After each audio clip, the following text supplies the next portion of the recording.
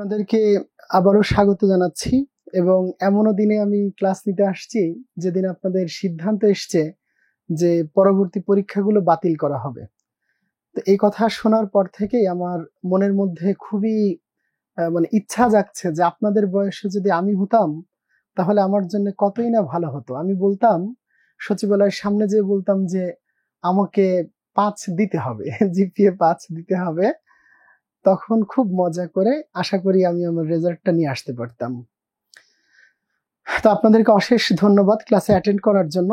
দয়া করে কমেন্ট করেন। অনেকেই সালাম দিয়েছেন। হ্যাঁ, আমি প্রত্যেকেরই সালামের উত্তর দিচ্ছি। ওয়ালাইকুম আসসালাম।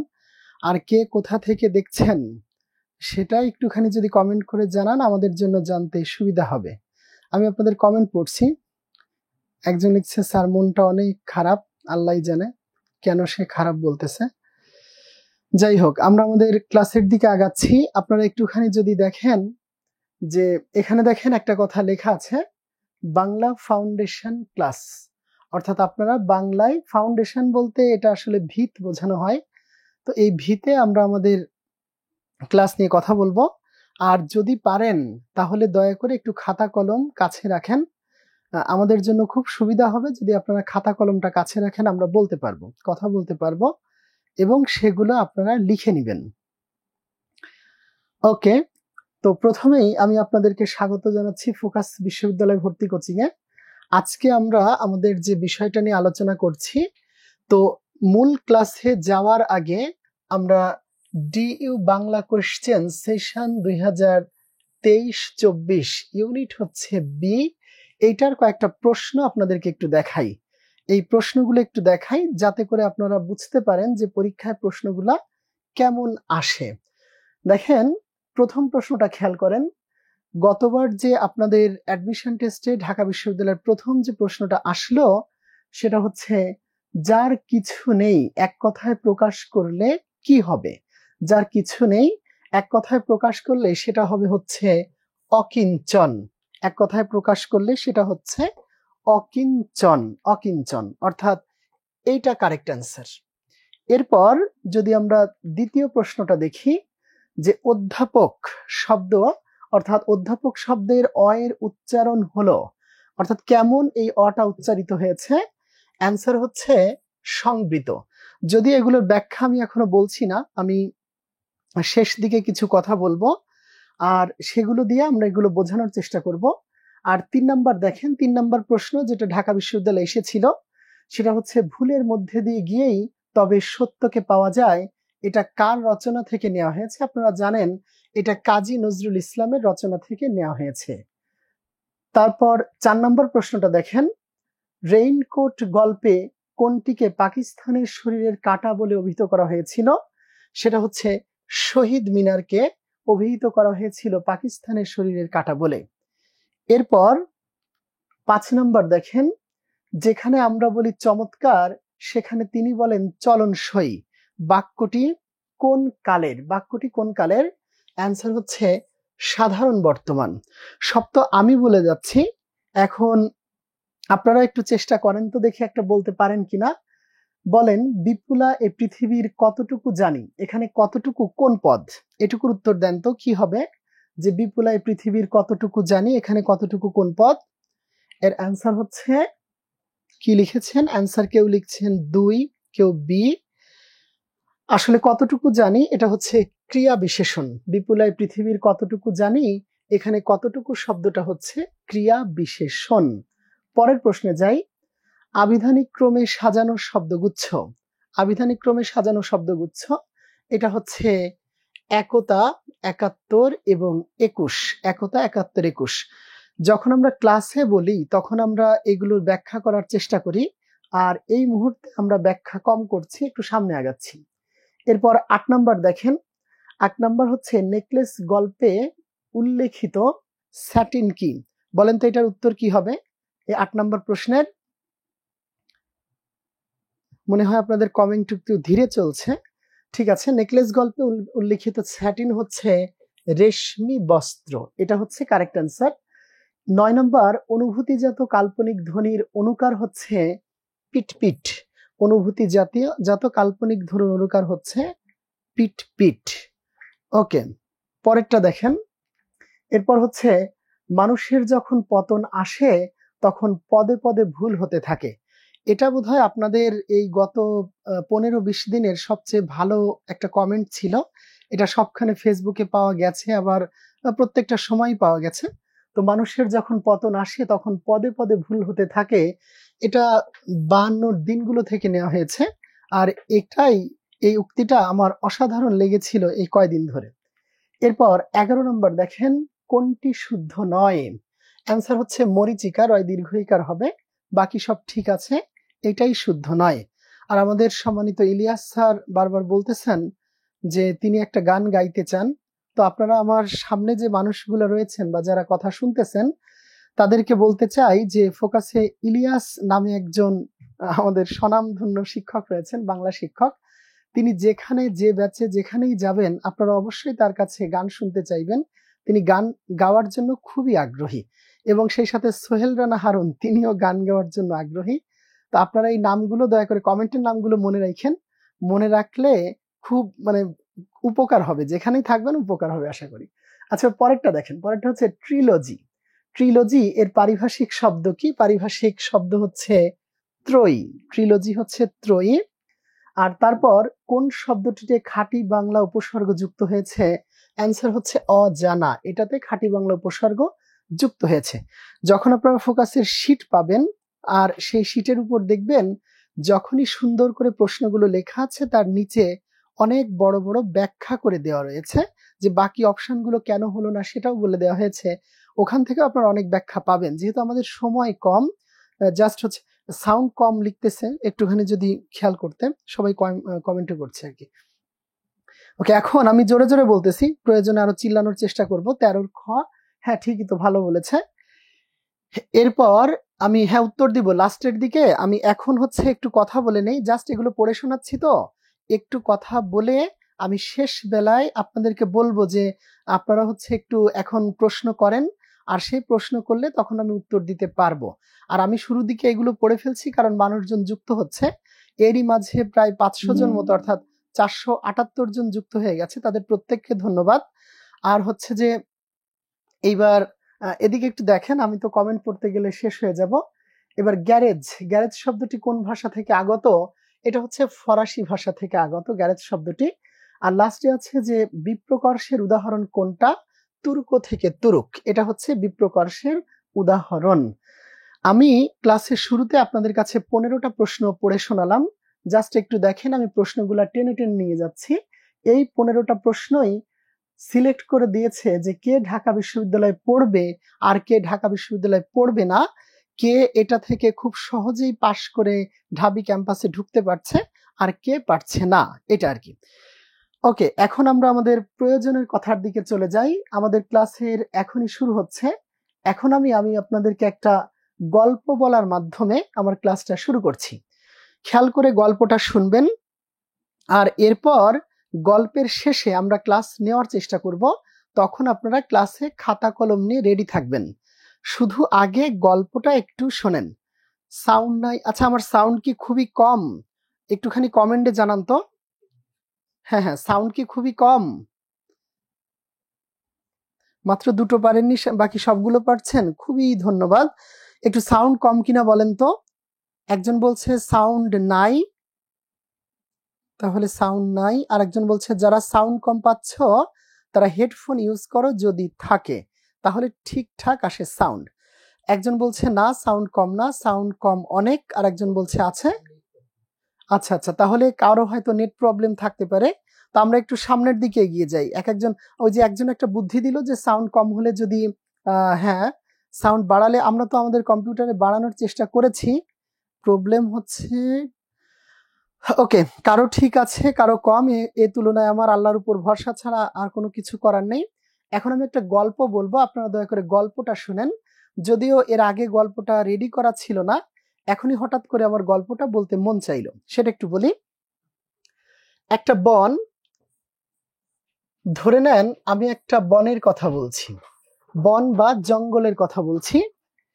এই জঙ্গলের আমি যদি প্রাণীদেরকে দেখি, সবচেয়ে যে মোটা প্রাণী যাকে আমরা একটা বনের মধ্যে সবচেয়ে মোটা বলতে পারি সেই প্রাণীটার নাম হচ্ছে হাতি। সবচেয়ে মোটা প্রাণীটার নাম হচ্ছে হাতি। যদি সবচেয়ে লম্বা প্রাণীটার নাম আমি বলি, তাহলে সবচেয়ে লম্বা প্রাণীটার নাম হচ্ছে জিরাফ। সবচেয়ে লম্বা সে এক একটা গাছের মাথা থেকে পাতা খেয়ে আসে, তারপর সে খুব সুন্দরভাবে তার দুটি লম্বা পা দিয়ে দৌড়ে দৌড়ে যায় বা হেঁটে হেঁটে যায়। আর যদি সবচেয়ে আমি গতির কথা বলি, সবচেয়ে গতিশীল প্রাণী কোনটা, তাহলে আমরা বলতে পারি সবচেয়ে গতিশীল হলো চিতাবাঘ। সে সবচেয়ে গতিশীল প্রাণী। যদি সবচেয়ে বুদ্ধিমান প্রাণীর কথা আমি বলি, সবচেয়ে বুদ্ধিমান, তাহলে সবচেয়ে বুদ্ধিমান আমরা ধরতে পারি সে শিয়াল। সবচেয়ে বুদ্ধিমান প্রাণীটার নাম হচ্ছে শিয়াল। একটুখানি খেয়াল করেন, একটা বনের গল্প আমি বলছিলাম, যে বনের সবচেয়ে মোটা প্রাণী একটা, সবচেয়ে লম্বা প্রাণী আর একটা, সবচেয়ে গতিশীল প্রাণী আর একটা, সবচেয়ে বুদ্ধিমান প্রাণী আরেকটা। এর সবগুলো আমি যদি সবচেয়ে হিংস্র ধরি, যে সবচেয়ে হিংস্র যে প্রাণীটা, সেই প্রাণীটার নাম হচ্ছে হায়না। এই সবগুলোই হচ্ছে এক একটা বনের বৈশিষ্ট্য। সবচেয়ে হিংস্র প্রাণীটার নাম হায়না। কিন্তু এই যে এতগুলো, আপনারা আমার কথা একটুখানি শোনেন। কমেন্ট করা থেকে, যেহেতু আমার চোখের সামনে কমেন্টগুলো ওঠে, তো এজন্য কমেন্ট করা থেকে এই দিকে একটুখানি দেখেন, তাহলে আমার জন্য সুবিধা হবে, যদিও গল্পটা আপনাদের জানা।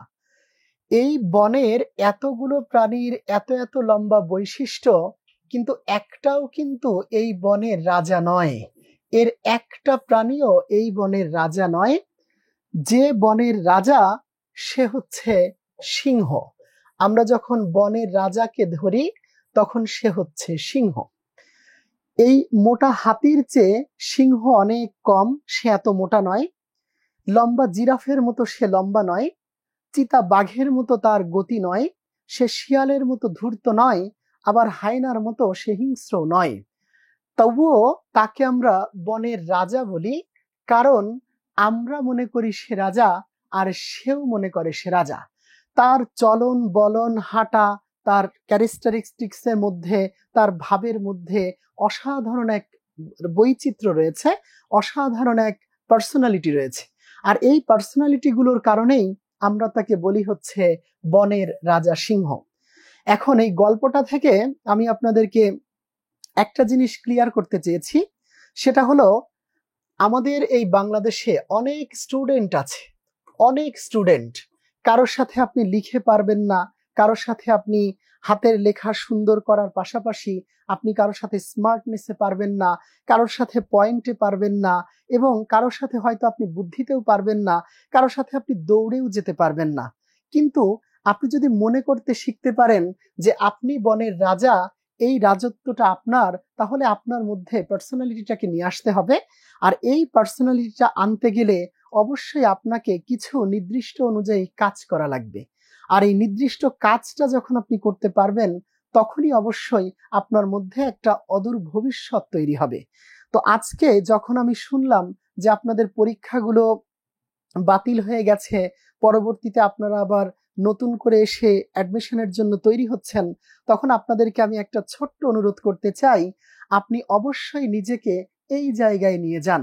আপনার বিশ্বাস করেন, আজকে আমি যখন ক্লাস নিতে আসতেছিলাম দুপুরবেলায়, আমি অবাক হয়ে গেছি যে সচিবালয় ঘেরাও করেছে কিছু মানে অ্যাডমিশনের স্টুডেন্ট বা ইন্টারমিডিয়েট স্টুডেন্ট, সব সেই আমাদের হাসনাত আব্দুল্লাহর নেতৃত্বে। যখন হাসনাত প্রথম ফোকাসে কোচিং করতে আসে, আমি তার প্রথম ক্লাসটা নিয়েছিলাম। এই হাসনাত প্রথম দিনই আমার কাছে ক্লাস শেষে জিজ্ঞাসা করেছিল যে আমি ঢাকা বিশ্ববিদ্যালয়ে পড়তে চাই এবং আমি ঢাকা বিশ্ববিদ্যালয়ে বড় কিছু হতে চাই। আমি তাকে আশ্বাস দিয়েছিলাম যে অবশ্যই তুমি পারবে এবং খুবই সুন্দরভাবে তুমি তোমার জীবনকে গঠন করতে পারবে। এরপর হাসনাতের সাথে আমার বেশ কয়েকবার দেখা হয়েছে। সববার আমাকে সে অত্যন্ত বিনয়ের সাথে স্যার আমি কিন্তু এখন এসেছি, আমি কিন্তু আছি। সেই ছোট্ট হাসনাত যখন আজকে বড় হয়ে একটা বিশ্ববিদ্যালয়ের মুখপাত্র হয়ে একটা সুন্দর করে তার নিজেকে প্রেজেন্ট করে একটা দাবি বের করে নিয়ে আসে সরকারের কাছ থেকে, তখন আমার নিজের, আমি তারপর থেকে, এমনিতে আপনারা জানেন যে আমি যখন ক্লাস নেই তখন সবসময় হাসি খুশি মুখে থাকি এবং প্রাণবন্ত ভাবে আমি শুধু হাসির কথা বলি। বাট আজকে এই ইন্টারমিডিয়েটের স্টুডেন্টদের দেখে আমি আসলে আমার হাসিটা ভুলে গেছি। এর প্রথম কারণ হলো যে আমার মন আজকেই প্রথম বলল যে আমি বোধহয় বয়সী বড় হয়ে গেছি, আমি বোধহয় বৃদ্ধের কাছাকাছি।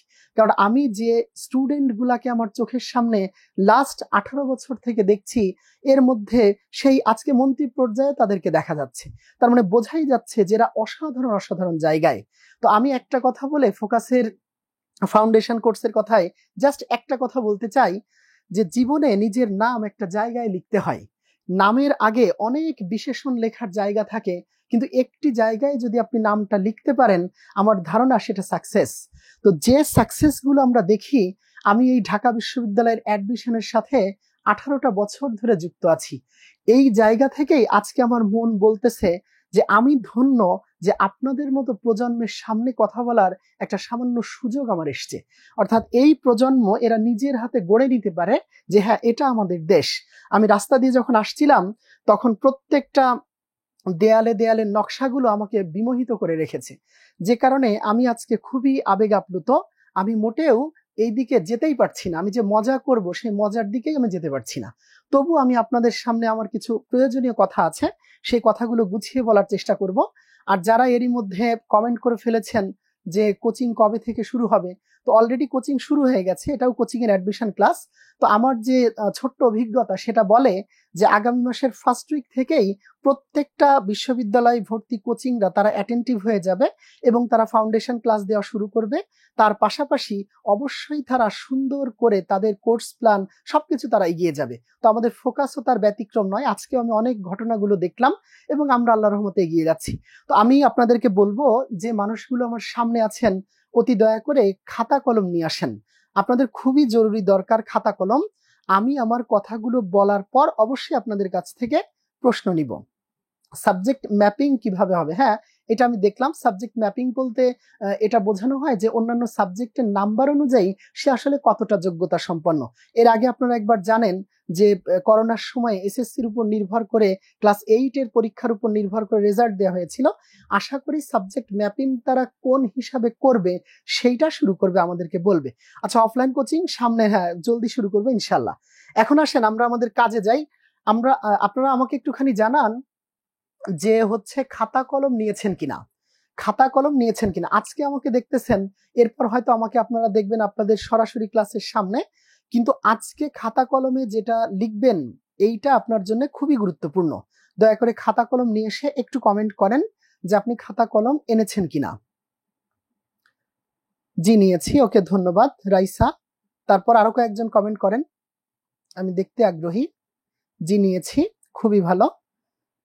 সুলতান আক্তার, হ্যাঁ নিয়েছি, ওকে ওকে, খুব অশেষ ধন্যবাদ এই মানুষগুলোকে। দয়া করে খাতা কলম নেন, কারণ আমি আমার এই ছোট্ট জীবন থেকে বলছি। তো আরো একটা জিনিস বলি, মানুষের জীবনে বড় বড় ডিসিশন কখনো বিশাল সময় সাপেক্ষ আসে না। হঠাৎ করে 2 সেকেন্ডের একটা ডিসিশন তৈরি হয় আর ওটাই জীবনটাকে অন্যরকম করে গঠন করে।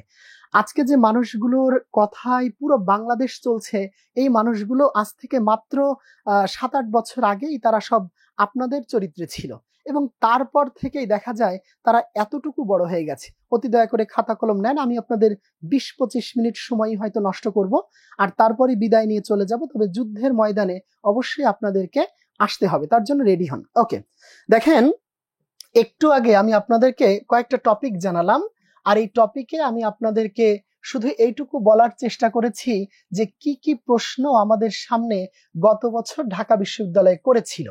তো এর আলোকে এবারও ঢাকা বিশ্ববিদ্যালয় প্রশ্ন করবে, এবারও কিছু মানুষ আসবে, এবারও আসিফের মতো কিছু মানুষ পরীক্ষা দিবে, এবারও সেই আমাদের নাহিদের মতো কিছু মানুষ পরীক্ষা দিবে, যাদের মধ্যে লুকিয়ে থাকবে আগামী দিনগুলোর ভবিষ্যতের বড় বড় সব মন্ত্রী, বড় বড় সব এসপি। বাট এর মধ্যে থেকে আপনাকে যে কোনো 2-5 মিনিটের মধ্যে উঠে যেতে হবে। তো আজকে আমি জাস্ট 5 মিনিট সময় আপনাদের কাছে চেয়ে নেই। এই 5 মিনিটে আমি আমার কথা প্রেজেন্ট করি, তারপর আমি অবশ্যই আপনাদের প্রশ্ন উত্তর নিয়ে আসব। হ্যাঁ, 6 বছর আগের ক্লাসের কথা মনে পড়ছে। আব্দুল্লাহ তামিম, তোমাকে অসাধারণ ধন্যবাদ, তুমি কমেন্ট করেছ। আব্দুল্লাহ তামিম, আপনাদেরকে জানিয়ে রাখি, ও কমেন্ট করেছ ফোকাসের নির্বাহী পরিচালক ছিল, অর্থাৎ সবকিছুর পরিচালক ছিল আব্দুল্লাহ তামিম। ঠিকই তার জায়গা থেকে সরে এখন সে একটা কলেজে শিক্ষকতা শুরু করেছে। পৃথিবীটা এইরকমই, একবার যায় একবার আসে। ওকে, একটু গুরুত্ব দেন। একটা বলি, ঢাকা বিশ্ববিদ্যালয়ে, এই যে ঢাকা ইউনিভার্সিটিতে যে 15টা প্রশ্ন হবে, একটু বোঝার চেষ্টা করেন। প্রথমেই 1 নাম্বার যে প্রশ্নটা গতবার এসছে, গতবার যেটা 1 নাম্বার দাগে এসছে, সেই 1 নাম্বার প্রশ্নটা ছিল এক কথায় প্রকাশ থেকে। এক কথায় প্রকাশ, এই টপিকটা থেকে গতবার 1 নাম্বার প্রশ্নটা ছিল। গতবারের অ্যাডমিশনের 2 নাম্বার যে প্রশ্নটা এসেছিল, এই 2 নাম্বার প্রশ্নটা এসেছে উচ্চারণ টপিক থেকে, অর্থাৎ একটা উচ্চারণ থেকে। 3 নাম্বার যে প্রশ্নটা এসেছিল, এই 3 নাম্বার প্রশ্নটা এসেছে উক্তি থেকে। আমি আপনাদের অনুরোধ করব, আমার সাথে সাথে আপনারাও একটু লেখেন এবং এই টপিকগুলো আপনাকে লিখতে হবে, তারপর আমি আমার কথায় আসব, কারণ আমার কথাটা জরুরি। এবার 4 নাম্বার দেখেন, 4 নাম্বার যে প্রশ্নটা এসেছিল গতবার ঢাকা বিশ্ববিদ্যালয়ের অ্যাডমিশনে, সেটা এসেছিল শব্দার্থ থেকে। তারপর 5 নাম্বার যে প্রশ্নটা এসেছিল, সেই শব্দার্থের পর ওই প্রশ্নটা এসেছে বাক্য থেকে। 6 নাম্বার যে প্রশ্নটা, এই প্রশ্নটা সরাসরি এসেছে পদ থেকে। এরপর 7 নাম্বার যে প্রশ্নটা, 7 নাম্বার এসেছিল শব্দটা আভিধানিক শব্দক্রম থেকে। আভিধানিক শব্দক্রম, অর্থাৎ ওই যে আমরা বলেছিলাম অভিধানের আলোকে যেটা। এবার 8 নাম্বার যে প্রশ্নটা এসছে, এটাও যথারীতি সেই আগের শব্দার্থ থেকে, এইটা থেকে এসছে।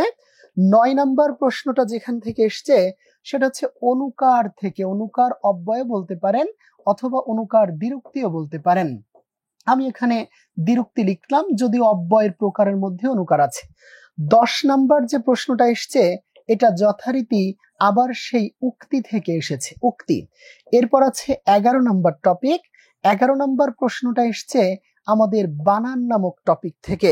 এরপর আছে 12 নাম্বার, যথারীতি 12 নাম্বার প্রশ্নটা এসছে পারিভাষিক শব্দ থেকে। পারিভাষিক শব্দ, অর্থাৎ আপনি যখন লেখাপড়া করবেন, আমি আরেকটা জিনিস অ্যাড করছি, এর আগে যতগুলো ক্লাস আমি ফোকাসে নিয়েছি, প্রত্যেকটাতে আমি আপনাদেরকে তুমি করে বলতাম, প্রত্যেকটাতে বলতাম তোমরা তোমরা তোমরা। বাট এবার তোমরা পৃথিবীকে যা দেখিয়েছ, তাই আমি তোমরা শব্দটা উঠিয়ে নিয়েছি। তোমরা উঠিয়ে সেখানে আমি আপনারা বসিয়েছি। কারণ আমি আসলে, আমার মনে পড়ে, আমিও ঢাকা ইউনিভার্সিটিতে যখন বঙ্গবন্ধু হলে থাকতাম, আমিও আন্দোলন করিনি তা না, আমিও মিছিল করেছি, আমিও মিটিং করেছি, আমিও টিএসসির সামনে চিৎকার করেছি। বাট ওই সময় বুলেটের সামনে মানে বুক পেতে দেওয়ার সাহস আমার ছিল কিনা জানি না। মিছিলের সামনে থাকতাম, কিন্তু হয়তো আমি পারতাম না। কিন্তু এখন আপনাদের সাহস দেখে আমার মনে হয় মরে যাওয়াটা কোনো ব্যাপারই না। এবার পরেরটা দেখেন, 12 নাম্বার গেছে। 13 নাম্বার প্রশ্নটা যেখান থেকে হয়েছে, সেটার নাম হচ্ছে উপসর্গ টপিক থেকে। 13 নাম্বার উপসর্গ। আর 14 নাম্বার প্রশ্নটা যেখান থেকে হয়েছে, যথারীতি এটা শব্দ থেকে, কিন্তু এটা বিদেশি শব্দ থেকে হয়েছে। বিদেশি শব্দ, এই টপিকটা থেকে 14 নাম্বার প্রশ্ন হয়েছে। আর 15 নাম্বার, এই যে 15 নাম্বার, এইটা থেকে যেটা হয়েছে সেটা হলো ধ্বনি পরিবর্তন। এই 15 নাম্বারটা, এইটা যে জায়গা থেকে প্রশ্ন করা হয়েছে, সেটা হলো ধ্বনি পরিবর্তন। ধ্বনি পরিবর্তন। ওকে, এই হলো আমাদের 15টা প্রশ্নের টপিক। এখন খুব সুন্দর করে বুঝবেন, এই 15টা প্রশ্নের টপিকের উপর আর বুদ্ধির উপর নির্ভর করে আপনাকে পরবর্তী লেখাপড়াটা সুন্দর করে সাজাতে হবে। এটুকু আপনি লিখে রাখবেন। আজকের ক্লাসটা যখন আপনি দেখবেন, আপনি এই ক্লাসটাই পরবর্তী যেদিন অ্যাডমিশন পরীক্ষা দেওয়া শেষ করবেন, দেখবেন তার পরের দিন আপনার এইগুলোই আপনার সামনে বেশি হাইলাইটস হচ্ছে। কারণ হচ্ছে এই জায়গাগুলো অতীব গুরুত্বপূর্ণ। এবার আরেকটু ভালো করে দেখাই, যে জন্য আমি এটা লেখালাম। আরেকটু কথা যোগ করা যায়, এছাড়াও আমাদের বিভিন্ন, এখানে লিখতেছি যে অনুচ্ছেদ থেকে, যখন অনুচ্ছেদ থেকে রিটেনের প্রশ্ন আসে, তখন অনুচ্ছেদ থেকে 5 মার্কসের জন্য আসে। এরপর অনুচ্ছেদের পর আসে ভাব সম্প্রসারণ, এই ভাব সম্প্রসারণ থেকে এখান থেকেও 5 মার্কসের জন্য আসে। তারপর আছে সারমর্ম, এই সারমর্ম থেকেও 5 মার্কস আসে। আর সবশেষে আছে অনুবাদ, এখান থেকেও 5 মার্কস আসে। অনুবাদ এখান থেকেও 5। জাস্ট এই হলো আপনাদের বাংলার মূল জায়গা। এখন আমার যে কথাটা বলার আছে, যে আমি আসলে যা বলতে চাই, একটু জায়গায় নিয়ে দাও। ওকে, ঠিক আছে। আমি যেটা কালার চেঞ্জ করব এখানে, ঠিক আছে। এখন এদিকে খেয়াল করুন, দেখেন এই যে ঢাকা ইউনিভার্সিটিতে একটু যদি খেয়াল করেন, এই যে দেখেন উক্তি, এইটা একটা উক্তি। উক্তি থেকে প্রশ্ন এসেছে 2টা। যদি আমরা শব্দার্থ দেখি, তাহলে এই যে একটা শব্দার্থ, এই যে একটা শব্দার্থ, এই শব্দার্থ থেকেও প্রশ্ন আসছে 2টা। উক্তি থেকেও 2টা, শব্দার্থ থেকেও 2টা। এইবার পরবর্তীতে যেটা থাকলো, এক কথায় প্রকাশ থেকে একটা। আবার আমরা যদি শব্দার্থর সাথে শব্দ ধরি, তাহলে বিদেশি শব্দ থেকেও একটা আসছে। মোট মিলে শব্দের আলোকে প্রশ্ন এসেছে 3টা। এবার আপনার কাজ হচ্ছে এই জায়গাগুলোতে আপনি টপিক সিলেক্ট করবেন, যে আমি কোন কোন টপিক থেকে পড়ব। আমি যদি একটু গুছিয়ে বলি, তাহলে গত যে পরীক্ষায় 15টা প্রশ্ন আসলো, এর মধ্যে কিন্তু আমরা একটা জিনিসকে খুঁজে পাইনি, সেটা হচ্ছে সন্ধি। আবার এর মধ্যে আমরা আরেকটা জিনিসকে খুঁজে পাইনি, সেটা কিন্তু হচ্ছে প্রত্যয়। সন্ধি খুঁজে পাইনি, আমরা প্রত্যয় খুঁজে পাইনি। যদিও আমরা পদ খুঁজে পেয়েছি, কিন্তু পদের প্রকারের যে অনেকগুলো ব্যাপার ছিল, সেই ব্যাপারগুলো কিন্তু আমরা খুঁজে পাইনি। আরো একটা জিনিস আমরা খুঁজে পাইনি, সেটা হচ্ছে আমাদের এইখানে বাগধারা, এইটা কিন্তু আমরা খুঁজে পাইনি। কাজেই এটা মোটামুটি শিওর হওয়া যায় যে আগামীতে 2000 আপনাদেরকে যে অ্যাডমিশন টেস্টটা নেওয়া হবে, আপনাদের যে অ্যাডমিশন পরীক্ষাটা হবে, সেখানে এই 3টা টপিক কিন্তু সবার একটা সামনে এসে সে তার প্রশ্নগুলোকে নিয়ে আসবে। এখন আমাদের প্রথম টার্গেট হচ্ছে সমস্ত টপিকগুলো সিলেক্ট করা। এই টপিক সিলেক্ট করে আমি এতটা বছর ধরে যে জিনিসটা দেখেছি, সেটা হচ্ছে সমাস। আরেকজন বলেছে যে আরেকটা আসেনি, আমি তো খুবই ভুলে গেছিলাম, আরেকটা আমরা মিস করেছি, সেটা হচ্ছে সমাস। ওকে, তাহলে এই 4টা টপিক। ধন্যবাদ আমাদের হচ্ছে দুর্লভ কুণ্ডুকে, সে আমাকে মনে করিয়ে দিয়েছে, অশেষ ধন্যবাদ। তারপরে হচ্ছে মাহিম হাসানও মনে করিয়ে দিয়েছে। হ্যাঁ, ঠিক আছে। জুবাইর বলেছে সমাস মানে 6 মাস। আর হচ্ছে মুস্তাফিজুর রহমান বলছে ইলিয়াস স্যার মানে বিনোদন। ইলিয়াস ভাইয়ের ব্যাপারে আমি যদি লেকচার নিতে চাই, আমাকে 2বার জন্ম নিতে হবে। এক জন্মে আমি ইলিয়াসকে বলে শেষ করতে পারবো না, আমাকে 2বার সুযোগ করে দিতে হবে। আর সে 2বার সুযোগ আমি যখন যাদের সামনাসামনি ক্লাস নিব, আশা করি ফোকাসে তো ক্লাস নিয়েই থাকি, তো যাদের সামনে সামনে পাবো, এই মানুষগুলোকে আমি বলতে পারবো ইলিয়াস কি জিনিস। এই ইলিয়াস নর্মাল কোনো ব্যাপার না, অসাধারণ ব্যাপার। আরেকটা যোগ করতে আমি বাধ্য হচ্ছি, সেটা সবার কমেন্টে, সেটা হচ্ছে কারক। এটা আমিও ভুলে গেছিলাম। আর আপনারা জানেন মানুষ মাত্রই ভুল করে, ম্যান ইজ মর্টাল। আর মানুষ তো ভুল করবেই, আর আমি যেহেতু বৃদ্ধ হয়ে গেছি, আমারও ভুল হয় অনেকগুলো। এখন এসব বাদ, পারিভাষিক শব্দ একটা এসেছে, নাবিলা আজাদ যেটা লিখেছ, সেটা হচ্ছে এই যে পারিভাষিক শব্দ একটা এসে গেছে, আমরা শুধু মিসিং গুলো খুঁজতেছিলাম যে এইবার কি কি মিসিং হলো। কারক আসবে না, কারক আমি লিখেছি পরে, একটু কষ্ট হয়েছে, দেরি হয়েছে, কিন্তু কারক আসবে। আর যাদের নেট একটু স্লো তারা হয়তো একটু পরে পাচ্ছে, এই জন্য কমেন্ট করে ফেলতেছে আর কি। এইবার আমাকে শুধু আপনারা এটা জানান যে আমি আমার এই হোয়াইট বোর্ডে যে কথাগুলো লিখেছি, এগুলো আপনারা তুলে নিয়েছেন কিনা, এগুলো কি তুলে নিয়েছেন? সাউন্ড খুবই কম শোনা যাচ্ছে। একজন লিখেছে ধ্বনি, তবে একজনের ধ্বনি বানান ভালো ছিল, কিন্তু আমাদের এই যে রাইসা বানানটা লিখেছে একটু সুন্দর করে লিখেছে। আমি কয়েকটা দেখলাম, যে একটা হচ্ছে সেই ধ্বনি, হ্যাঁ ধ্বনিটাও এর সাথে থাকবে। আর আজকে আমরা ধ্বনি নিয়ে একটু কথা বলতে চাই, এজন্য।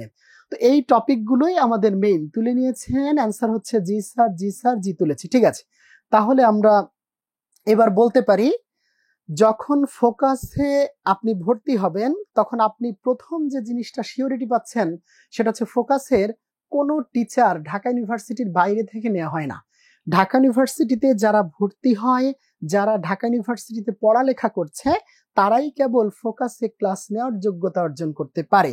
হয়তো কখনো কখনো কোনো জেলা শহর অনারারি কাউকে ক্লাস দিতে পারে, একটা বা দুইটা, সেটা কোনো স্পেশাল টিচারকে।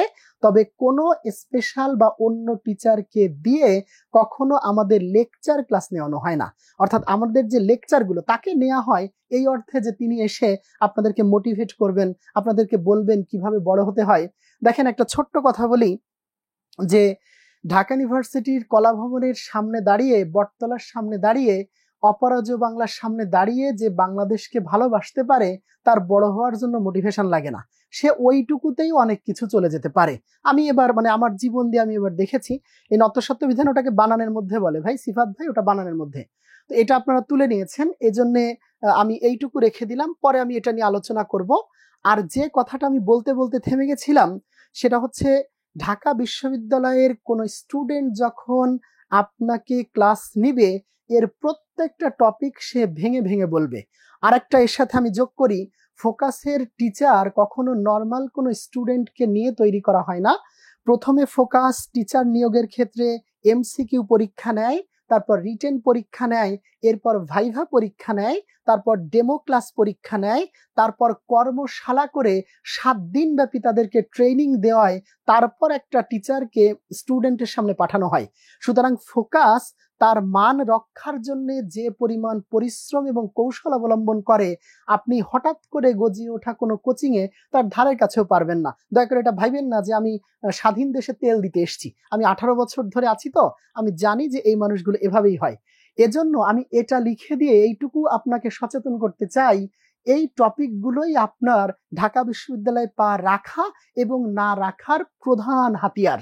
আর এর মাধ্যমে আপনি যখন কোনো টিচারের কাছে খুব স্পষ্ট ধারণা পাবেন, যখন কোনো টিচার আপনাকে ধ্বনি বোঝাতে পারবে, যখন কোনো টিচার আপনাকে এই সুন্দর করে বাক্য বুঝিয়ে দেবে, আপনাকে পদ বুঝিয়ে দেবে, এবং আপনি তখন এই প্রশ্নের উত্তরগুলো দেওয়ার যোগ্যতা অর্জন করবেন। আর এই কারণেই আমি আপনাকে বলেছি, আপনি হতে পারেন আপনি কলেজের ফার্স্ট বয় না, আপনি হতে পারেন আপনার পয়েন্ট 4.90 হয়েছে, কিচ্ছু যায় আসে না। জাস্ট সিংহ হওয়ার জন্য শিয়ালের মতো ধূর্তও হওয়া লাগে না, জিরাফের মতো লম্বাও হওয়া লাগে না। শুধু একটা নিজস্ব পার্সোনালিটি, যে আমি বনের রাজা এবং আমি আমার মতো চলবো আর আমি আমার পথ গোছাবো, এই জিনিসটাই হচ্ছে সবচেয়ে বড়। ওকে, তাহলে আমি আমার এই কথাগুলো আপনাদের কাছে জানিয়ে রাখলাম আজকের মতো, যে এই টপিকগুলো নিয়েই আপনাদের সামনে দেখা হবে। একটা ছেলে প্রশ্ন করেছে যে অফলাইন আর অনলাইন ক্লাস এইগুলো আসলে কারা কারা নেয়। তো যারাই অফলাইন ক্লাস নেয় তারাই অনলাইন ক্লাস নেয়। অনলাইনে অনেক সময় এই সুবিধাটা পাওয়া যায় যে আমাদের একটা, যেমন আমার একটা স্টুডেন্ট আছে, নেগেটিভলি নিয়েন না, খারাপভাবে নিয়েন না, তার নাম হচ্ছে রকুনুজ্জামান। ইংরেজিতে সে যশোর ক্যান্ট কলেজে পড়তো, তখন আমি তাকে ওই ফোকাসে ক্লাস নিতাম আমি যশোরে, আমার নিজের বাসাও যশোরে।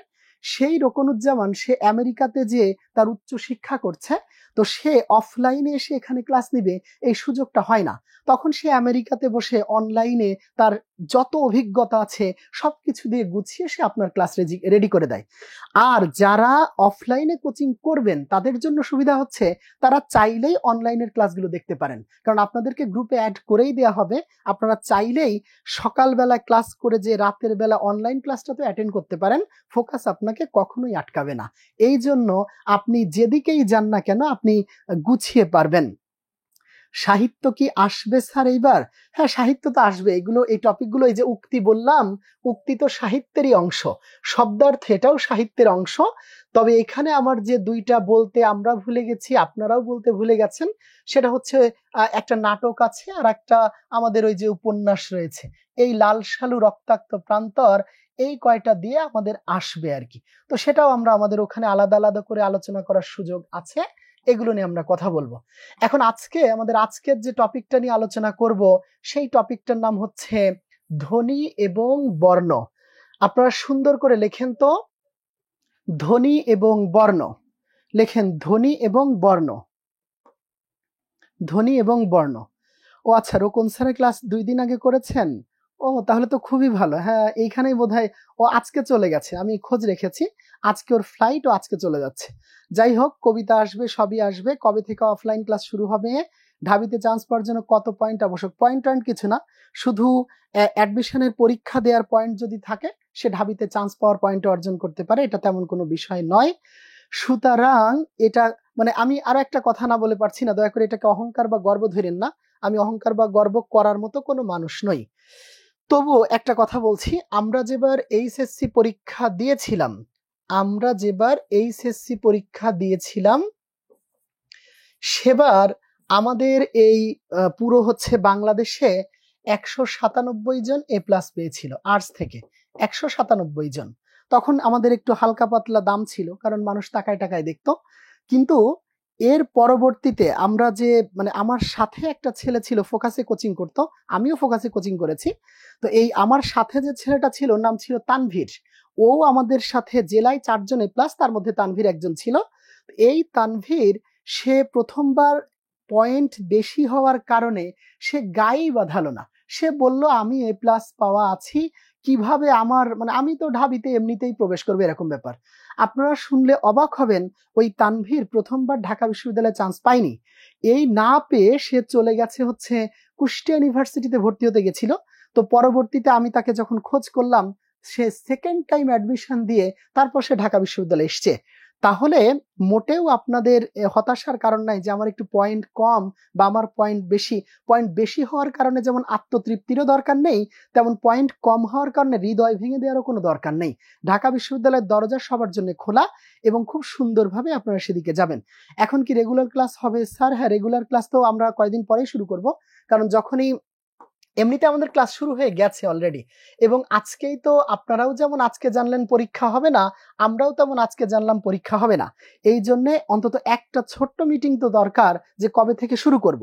এই মিটিংটা যদি আমরা 1 সপ্তাহের মধ্যে গোছাতে পারি, তাহলে 1 সপ্তাহ পর থেকেই আমাদের ক্লাস শুরু হয়ে যাবে, এটা তেমন কোনো বিষয় না। ওকে, এবার আমরা আমাদের যাই। অ্যাডমিশন এক্সাম কবে হতে পারে স্যার, সেটা তো আনুমানিক তো বলতে পারবো না। অন্তত আপনি 5-6 মাস সময় আপনার কাছে থাকবে আশা করা যায়, কারণ এখন দেশটা এরকম। এটা বলেন না কেন স্যার, এটা বলেন না কোনটা যেন, অ্যাডমিশনের জন্য কত পয়েন্ট আবশ্যক, এটা ওরা বলবে যখন হচ্ছে সার্কুলার দিবে, তখন সার্কুলার দিলে ওটা বুঝবে। ওকে, এবার আসেন আমরা আমাদের ক্লাসে আসি। সুন্দর করে লেখেন, এরকম করে লেখেন ধ্বনি, এরকম করে লিখবেন ধ্বনি, আর তারপরে লেখেন হচ্ছে বর্ণ। ধ্বনি ও বর্ণ, এটা নিয়ে আমরা অল্প একটু কথা বলবো, তারপর আমরা আমাদের ক্লাসের শেষ দিকে চলে যাব। ওকে, লেখেন, লেখা শুরু করেন। শুরুতে লেখেন বাংলা বর্ণ তৈরিতে, দ্রুত লেখেন বাংলা বর্ণ তৈরিতে যে লর্ডের অবদান সবচেয়ে বেশি। বাংলা বর্ণ তৈরিতে যে লর্ডের অবদান সবচেয়ে বেশি, তার নাম Lord Warren Hastings. Lord Warren Hastings. Bangla বর্ণ তৈরিতে যে লর্ডের অবদান সবচেয়ে বেশি, তার নাম Lord Warren Hastings. Lord Warren Hastings. আর আপনাদের যে প্রশ্নগুলো আছে আমি একটুখানি বলি, যে একদম ফাঁকা খাতা থাকলে তো আমারই খারাপ লাগবে। অন্তত 1 মার্কসের মতো কিছু একটা জিনিস গোছায় লেখেন, তারপর আমি আপনাদেরকে বলবো যে আমাকে এখন প্রশ্ন করেন। তখন আমি তো সবকিছু জানি না, তবুও যতটুকু আমার জানা আছে সেটা থেকে আপনাদেরকে উত্তর দিব। আর অফলাইন ক্লাস ফার্ম গেটে কবে থেকে, ধরে নেন এটা আগামী মাসের ফার্স্ট উইক থেকে শুরু হবে। তো আগামী মাসের ফার্স্ট উইক থেকে শুরু হলে এর আগেই সব গোছাতে হবে, যদি সরকারের এই সিদ্ধান্তটা ঠিক থাকে। অর্থাৎ সচিব বলেছে তারা মিটিং করবে, যদি ঠিক থাকে তাহলে শুরু হবে। ওকে, এখন লেখেন, এটা লেখেন যে বাংলা বর্ণ তৈরিতে যে লর্ডের অবদান সবচেয়ে বেশি, তার নাম ওয়ারেন হেস্টিংস। পরের লাইন, বাংলা বর্ণের ধারণা প্রদানকারী। যিনি বাংলা বর্ণের ধারণা প্রদান করেছিলেন, বাংলা বর্ণের ধারণা প্রদানকারী, তার নাম স্যার উইলকিনসন। তার নাম হচ্ছে স্যার উইলকিনসন।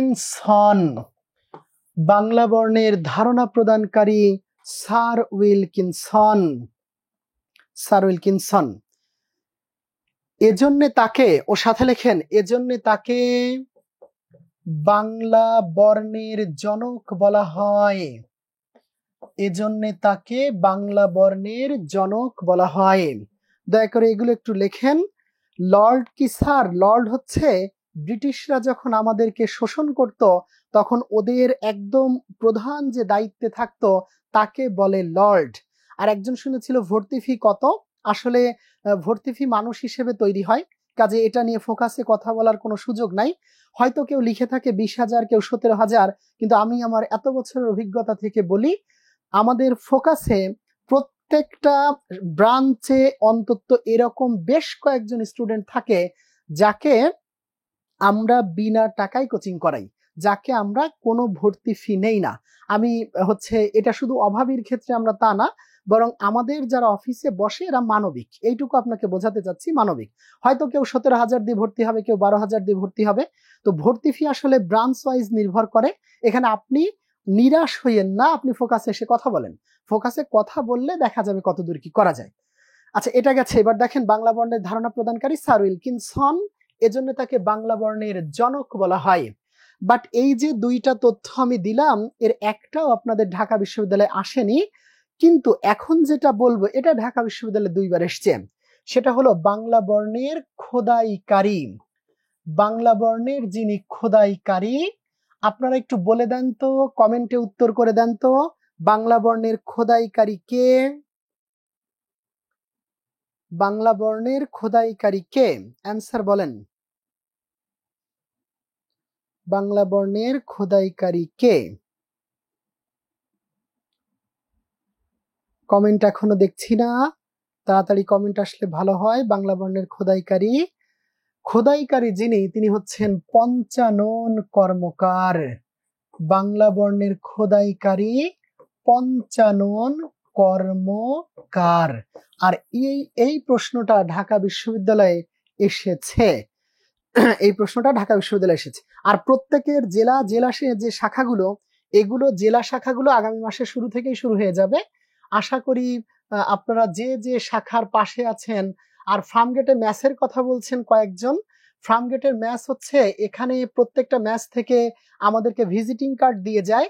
তো আপনি এসে আমাদের সামনে কথা বলেই ভালো কোনো ম্যাচ, সে মেয়েদের হোক বা ছেলেদের হোক, এখান থেকে পেতে পারবেন। সবার আগে আপনাকে অফিসে আসতে হবে। এইবার অফিসে আসলে ঠিক হবে। কি কি বই কিনতে হবে সেটা তো আমরা অবশ্যই বলবো, ক্লাসে বলবো। আমি একটু সামনের দিকে আগাই, হ্যাঁ, আমাকে একটু সামনে আগাতে দেন। এই যে এখন ঠিক আছে, পঞ্চানন কর্মকার। এবার লেখেন বাংলা বর্ণমালার হিসাব। এটা আপনারা জানেন, তবু আমি একটু যোগ করছি। বাংলা বর্ণমালার হিসাব, বাংলা বর্ণমালার হিসাব। যদি এইভাবে আমরা বাংলা বর্ণমালার হিসাবটা দেখার চেষ্টা করি, যে বাংলা বর্ণমালার হিসাব, এখানে একপাশে লিখবেন, এখানে লিখবেন পূর্ণমাত্রা, আর এখানে লিখবেন অর্ধমাত্রা। পূর্ণমাত্রা, অর্ধমাত্রা, এরপর হচ্ছে মাত্রাহীন। পূর্ণমাত্রা, অর্ধমাত্রা, মাত্রাহীন। এখানে হচ্ছে মোট বর্ণ, এখানে হলো স্বর বর্ণ, আর এরপরে আছে হচ্ছে ব্যঞ্জন বর্ণ। মোট বর্ণ, স্বরবর্ণ, ব্যঞ্জন বর্ণ। পূর্ণমাত্রা, অর্ধমাত্রা, মাত্রাহীন, মোট শব্দ, আর হচ্ছে স্বরবর্ণ, ব্যঞ্জন বর্ণ। মোট বর্ণে পূর্ণমাত্রা আছে 32টা, অর্ধমাত্রা 8টা, মাত্রাহীন 10টা। স্বরবর্ণে পূর্ণমাত্রা আছে 6টা, অর্ধমাত্রা 1টা, মাত্রাহীন 4টা। ব্যঞ্জন বর্ণে পূর্ণমাত্রা 26টা, অর্ধমাত্রা 7টা, মাত্রাহীন 6টা। তাহলে এটা তাড়াতাড়ি লেখেন। হ্যাঁ, গাজীপুর ফোকাসের শাখা আছে, চৌরাস্তাতে আছে। এই যে আরেকজন উত্তর দিয়েই দিয়েছে, যে জিম উত্তর দিয়ে দিয়েছে যে হ্যাঁ, ফোকাসের শাখা আছে। কেউ কি লিখতেছেন? আমাকে একটু কমেন্টে জানান তো, কেউ লিখতেছেন কিনা। কেউ যদি লেখেন আমাকে একটু কমেন্টে জানান। হ্যাঁ, লিখছি স্যার, ধন্যবাদ। অনেকগুলো মানুষ আছে। আর আপনাদের একটা কথা বলতে আমি ভুলে গেছি, সেটা হচ্ছে যে চাইলে আমাদের এই ভিডিওটা আপনি শেয়ার করে দিবেন, কারণ আমরা আসলে আপনাদের স্বার্থে যে কথা বলি সেখানে আমাদেরও হয়তো কিছু চাওয়ার থাকে। তো আপনারা বসে বসে শুনতেছেন, তো আমাদের জন্য একটু হেল্প করেন, এটা শেয়ার করে দেন। শেয়ার করে অন্তত 2-1 জন আপনাদের কমেন্ট থেকেও যে প্রশ্নের উত্তর জানতে পারবে, এটাও আপনাদেরকে হয়তো সওয়াবের অধিকারী করে দিবে। এজন্য আপনারা এখানে মানে একটু জাস্ট শেয়ার করে দিবেন আর কি, আর কিছু না। তাহলে এই অংশ বলছি, আমি আমার কাজের জায়গায় আসছি, আশা করি লিখেছেন, এটা আপনারা জানতেন। এইবার সুন্দর করে লিখবেন, আরেকটা শব্দ লেখেন। লেখেন বাংলায় মোট 2 ধরনের বর্ণ রয়েছে। বাংলায় মোট 2 ধরনের বর্ণ রয়েছে। 1 নম্বর হচ্ছে স্বরবর্ণ। বাংলায় মোট 2 ধরনের বর্ণ রয়েছে। 1 নম্বর হচ্ছে স্বরবর্ণ আর 2 নম্বর হচ্ছে ব্যঞ্জন বর্ণ। তাহলে এটা একটু লিখবেন যে বাংলায় মোট 2 ধরনের বর্ণ রয়েছে।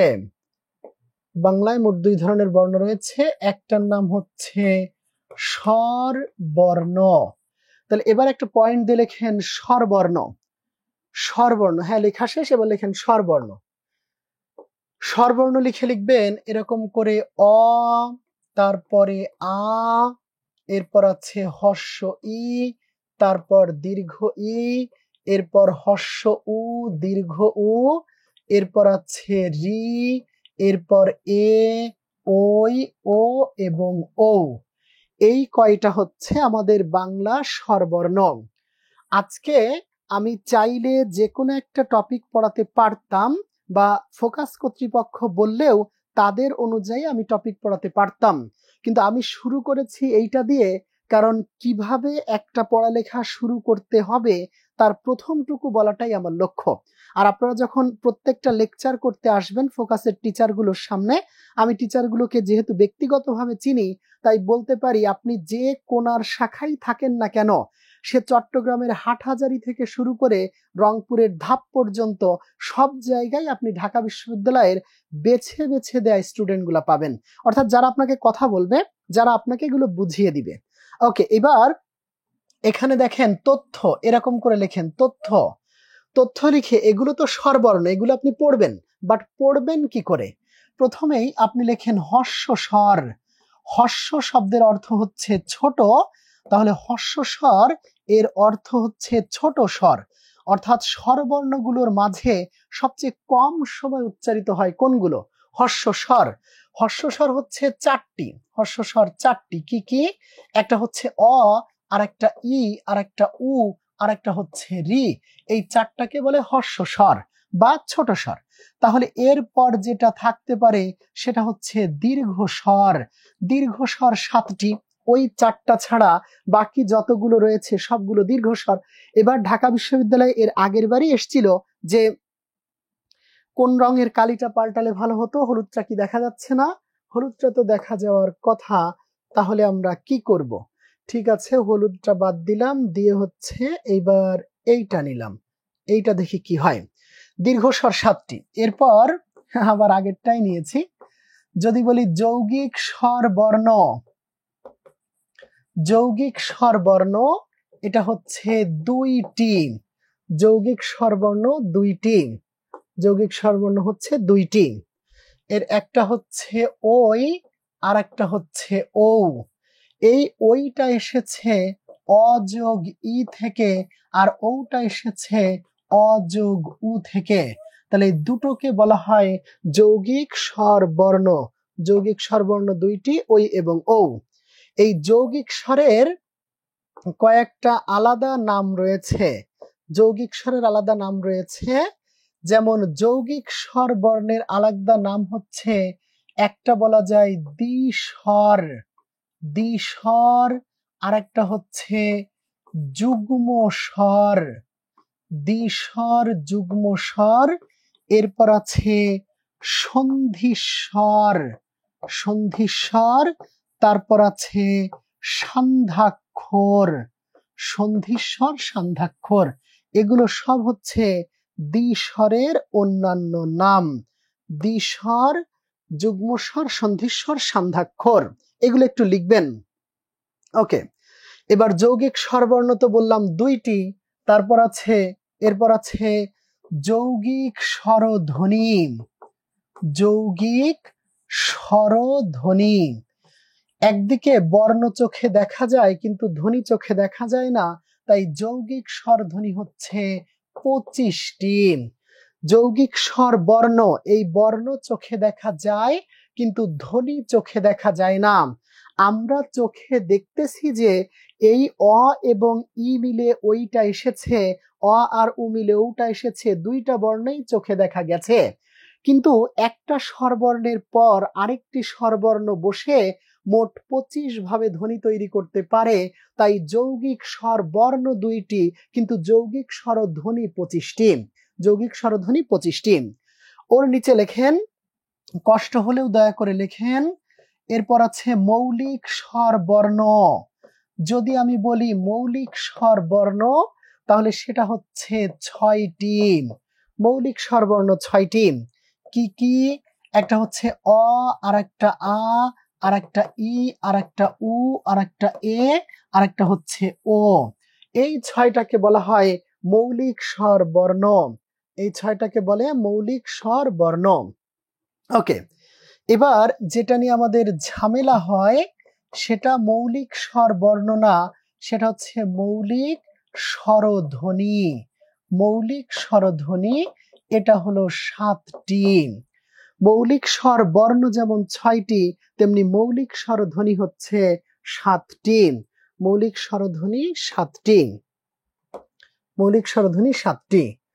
যেমন কোনটা নিলে যে ভালো হবে আমি বুঝে উঠতে পারছি না, তাহলে তো এইটা নিলে কেমন হয় দেখি। এই 7টি কি কি? এটাও সেই তেমনই হয়ে যাচ্ছে। আমাদেরকে এইটা নিলে কেমন, এটা নিলে কিছুটা। তাহলে মৌলিক স্বরধ্বনি 7টি, সেটা হচ্ছে এই 6টা প্লাস হচ্ছে এই 6টা এবং কোনো বর্ণ নয়, হচ্ছে একটা ধ্বনি। আর এই ধ্বনিটাই আমাদেরকে দেখিয়ে দেয়। এটা একটু দেখতে কষ্ট হলে একটু লেখেন যে মৌলিক স্বরধ্বনি হচ্ছে 7টি, উপরের 6টা অ, আ, ই, উ, এ, ও, আর তারপর একটা আছে সেটা হচ্ছে মৌলিক স্বরধ্বনি 7টি, সেটা এবার এদিকে দেখেন, জাস্ট ওটা লেখা তো শেষ হলো, এদিকে দেখেন এই যে অ এটা মৌলিক, তারপর আ এটা মৌলিক, ই এটা মৌলিক, কিন্তু দীর্ঘই এটা এসেছে হর্ষই যোগ হর্ষই মিলে। এই হর্ষটা মৌলিক কিন্তু দীর্ঘটা এসেছে হর্ষৌ যোগ হর্ষ মিলে। আর এই রিটা এটা লিখলে চলে আসে রয় রস্যিকারে রি। যিনি এই বর্ণগুলোকে সিলেক্ট করিয়েছিলেন সেই লোকটার নাম ছিল স্যার উইলকিনসন। এই স্যার উইলকিনসন জানতেন না যে বাংলার বর্ণমালার হিসেবগুলো কেমন হবে। এইবার যদি আমরা এই স্যার উইলকিনসনের ব্যাপারটা দেখি তাহলে দেখেন এই রিটা তিনি লিখেছিলেন বটে, তবে রি এর মধ্যে র ব্যঞ্জনটি আছে, ওই জন্য রি কে কোনো স্বরবর্ণ বলা হয় না। সে স্বরবর্ণের মাঝে একমাত্র ব্যঞ্জন, সেটা হচ্ছে রি। এবার বাকি এটা মৌলিক, আর ওইটা এসেছে অ যোগ ই থেকে, আর ওটা মৌলিক কিন্তু ওটা এসেছে অ যোগ উ থেকে। কি হলো দেখো তো, কোথায় চলে গেল? Microsoft power point. আচ্ছা ঠিক আছে ঠিক আছে, এবার চলে এসছে। এটা একটু বড় করা লাগবে, স্ক্রিন বড় করে দাও তো। এখানে না, এটা মনে হয় এই যে এরকম। তাহলে কোথায় গেল আমারটা, কোথায়? ঠিক আছে, ওকে, ওটা এসছে অযোগ, এরপরে আর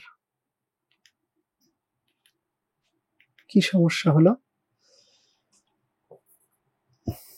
ওকে ওকে ওকে, ঠিক আছে, অযোগ উ থেকে। ওকে, তাহলে এবার আপনারা লিখে ফেলেছেন আশা করি। একটু দেখার চেষ্টা করছি যে এই অটা, আটা, ইটা, ওটা, এটা আর ওটা, এইগুলোকে বলা হয় আমাদের মৌলিক স্বর বর্ণ। মৌলিক স্বর বর্ণ। ওকে, এইবার আসেন এই জায়গাটায় আমরা একটুখানি, বোঝা যাচ্ছে না কেন বড় ভাই? এদিকে একটু তাকাও। ইরেজার কাজ করতেছে না, ঠিক আছে আমি বলতে থাকতেছি। এটা এবার আরেকটু আপনারা খেয়াল করেন, এই অংশটা গেছে। এরপর আমরা বলি যে আমাদের আরেকটা টপিক হচ্ছে স্বরবর্ণের উচ্চারণ। এটা লেখেন, লেখেন স্বরবর্ণের উচ্চারণ, স্বরবর্ণের উচ্চারণ, স্বরবর্ণের উচ্চারণ।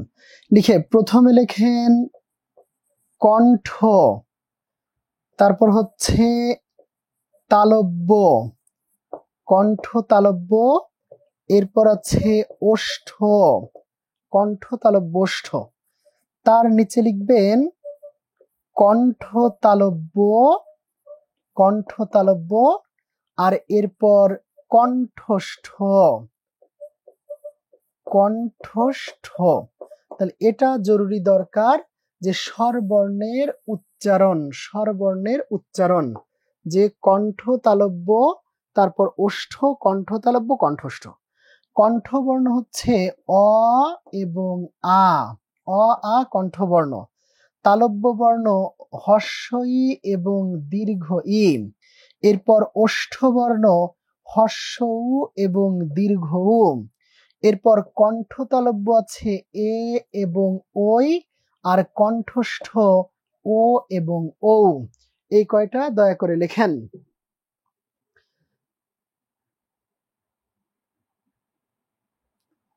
এগুলো লেখেন, শেষ হলে আমাকে একটু কমেন্টে জানান। এটা মোছা যাচ্ছে না, আপনারা টেকনিক্যাল প্রবলেম কিনা নাকি ঠিকঠাক আছেন একটু জানালে আমি খুশি হয়ে যাব। একজন লিখছে টেকনিক্যাল প্রবলেম, হ্যাঁ। আর একজন বলছে ফোকাসের স্পেশাল ব্যাচ কিভাবে তৈরি হয়। আমি যখন প্রথম ক্লাস নিয়ে একটা ছোট্ট ঘটনা শেয়ার করি সবাই আসতে আসতে। প্রথম ফার্মগেটে যখন আমি ক্লাস নিয়েছিলাম তখন আমাদের ফার্মগেটে ব্যাচ হয়েছিল 19টা। তো 19টা ব্যাচে আমরা ক্লাস নিয়েছিলাম, সে কি আনন্দ করে যে আমাদের 19টা ব্যাচ হয়েছে। আর এখন আমাদের ফার্মগেটেই শুধু ব্যাচ হয় 142টা, 127টা, 128টা। এটা কিন্তু ব্যাচ হয়, এটা কিন্তু স্টুডেন্ট না। 142-45টা হচ্ছে ব্যাচ। তো আবার হচ্ছে এই যে এই সময় যে যতগুলো ব্যাচ আছে আমরা মোট 25 জনকে রাখি, যে 25 জনকে হচ্ছে ইন্টেন্সিভ ব্যাচ যাদেরকে বলে, যাদেরকে আসলে সমস্ত ব্যাচ থেকে বাছাই করে আনা হয়। তো আপনাদের জ্ঞাতার্থে জানাচ্ছি স্পেশাল ব্যাচ অনেকগুলো হয়। স্পেশাল ব্যাচে যেটা ঘটে যে ক্লাসের অ্যাটেন্ডেন্স, পাশাপাশি ক্লাস টেস্টের নাম্বার, সাবজেক্ট টেস্টের নাম্বার, এইগুলো সব যোগ করার পর 40 জন করে আমরা একটা স্পেশাল ব্যাচ বানাই। অর্থাৎ আপনি যদি শুধু ক্লাসে ভালো করে প্রেজেন্টেশন করতে পারেন, ভালো পরীক্ষা দিতে পারেন, আর সেই সাথে সাথে আপনার নাম্বারও ভালো থাকে, তাহলে আপনি খুব ভালোভাবে স্পেশাল ব্যাচে চান্স পেয়ে যাবেন। আর আমি আসলে মানে বৃদ্ধ হয়ে গেছি, তো নেই ক্লাস নেই, অবশ্যই নেই সবগুলোতে নেই। এমনও হতে পারে যে আপনাদের কারোর সাথে দেখা হয়ে যেতে পারে। আচ্ছা, অনেকক্ষণ আপনাদের নষ্ট করলাম, খুবই দুঃখিত। টেকনিক্যাল প্রবলেম তো আর আমাদের ইচ্ছায় হয়নি, তবু আপনাদের কাছে আমরা ফোকাসের পক্ষ থেকে, আমার পক্ষ থেকে ক্ষমা প্রার্থী। এবার আমরা আরেকটুখানি কাজে যাব। আমরা ক্লাসে আর বেশিক্ষণ না, আর 20 মিনিট মতো ধৈর্য ধরেন, আর 20 মিনিট ধৈর্য ধরলেই শেষ হয়ে যাবে ইনশাল্লাহ। এখন দেখেন আমরা যে বিষয়টা নিয়ে লাস্টে আলোচনা করব এটা বেশ গুরুত্বপূর্ণ। সেটা হচ্ছে একটুখানি লেখেন স্বরধ্বনির, এরকম করে লেখেন স্বরধ্বনির উচ্চারণ অবস্থান। আগে আমরা যেটা লিখছিলাম সেটা হচ্ছে আমাদের স্বরবর্ণের উচ্চারণ লিখছিলাম। এখন আমরা যেটা লিখছি যে স্বরধ্বনির উচ্চারণ অবস্থান, স্বরধ্বনির উচ্চারণ অবস্থান, এটা জরুরি আমাদের জন্য। উচ্চারণ অবস্থান যদি আমরা এভাবে দেখি এরকম করে, তাহলে স্বরধ্বনির উচ্চারণ অবস্থানে আমরা নতুন পুরাতন ব্যাকরণের দুইটা জিনিস দুইখানে পাই। প্রথমটা দেখেন, একটা এখানে লিখবেন সম্মুখ স্বরধ্বনি, এখানে হবে সম্মুখ, এরপর হচ্ছে স্বরধ্বনি। মাঝখানে লেখেন কেন্দ্রীয় স্বরধ্বনি, সম্মুখ স্বরধ্বনি, এরপর আছে কেন্দ্রীয় স্বরধ্বনি, আর লাস্টে হচ্ছে পশ্চাৎ স্বরধ্বনি। সম্মুখ স্বরধ্বনি, কেন্দ্রীয় স্বরধ্বনি, পশ্চাৎ স্বরধ্বনি। এইবার যদি আমরা দেখি তাহলে এখানে লেখা যায় উ, এখানে লেখা যায় অ, এখানে লেখা যায় ও, আর এখানে লেখা যায় আ, তারপর এখানে লেখা যায় ই, এখানে লেখা যায় এ, এখানে লেখা যায় এ। যেহেতু মৌলিক স্বরধ্বনি 7টা, এই জন্যে এই জায়গাগুলোই আমরা এই 7টা ধ্বনিকেই লেখানোর চেষ্টা করছি। এটা হচ্ছে আমাদের স্বরধ্বনির উচ্চারণ অবস্থান। একবার আমি ময়মনসিংহে ক্লাস নিতে গেছিলাম, তো ময়মনসিংহে একটা ছেলে এই চার্টটা আমি যখন লিখেছি, তারপর একটা ছেলে বলতেছে যে আচ্ছা স্যার, এই আটা এত তলে পড়ে গেল কেন? সে বলছে আটা এত তলে কেন, এত নিচে কেন? তা আমি তো অবাক হয়ে গেলাম যে ও তো খুব সুন্দর বুঝেছে যে এতগুলো বর্ণের মধ্যে আটাই একদম তলে। তো আরেকটুখানি লিখতে হবে, এইখানে একটু লেখেন হচ্ছে উচ্চ, উচ্চ, আর এখানে লিখবেন হচ্ছে উচ্চ মধ্য, উচ্চ উচ্চ মধ্য। এরপর এখানে হচ্ছে নিম্ন মধ্য, আর লাস্টেরটা হচ্ছে নিম্ন। এইটা, এই চারটা জাস্ট আমাদের মানে একবার যদি বোঝা যায়, তাহলে এটা খুব সুন্দরভাবে আমরা বুঝতে পারলে প্রশ্ন আসলে অ্যান্সার করতে পারবো। এবং এটা খুবই জরুরি যে প্রশ্ন এখান থেকে আসে।